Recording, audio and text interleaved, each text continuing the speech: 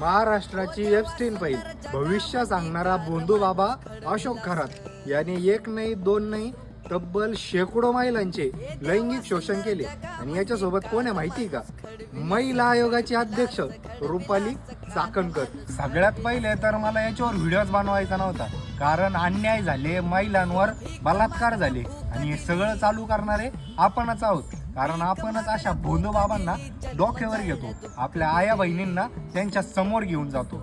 लोक म्हणते अशा भोंदू बाबांना हाणलं पाहिजे. सगळ्यात पहिले ना आपल्या घरातल्या बाया माणसांना हाणलं पाहिजे. तुम्हाला 1000 वेळा सांगितलं, आत्ताचे ज्योतिष महाराज हे जे कोणी तुम्ही त्यांच्याकडे जाता निंबन ते सगळे लिंग पिसाट झालेले, तरी तुम्हाला 1000 वेळा त्यांच्याकडेच जायचं असतं. त्याच्यामुळेच असे भोंदू बाबा तुमचा फायदा घेते. स्वतःच्या आहे ना मनगटावर विश्वास ठेवा आणि कोणी असू द्या, ज्योतिष महाराज बिराज यांच्याकडे आहे ना अजिबातच जायचं नाही. आणि हे आपल्या घरी जरी आले ना, यांना गेटच्या बाहेरच ठेवायचं. कारण हे सगळे आहे ना संतांच्या रूपात वेश बदलून आलेले रावण आहेत.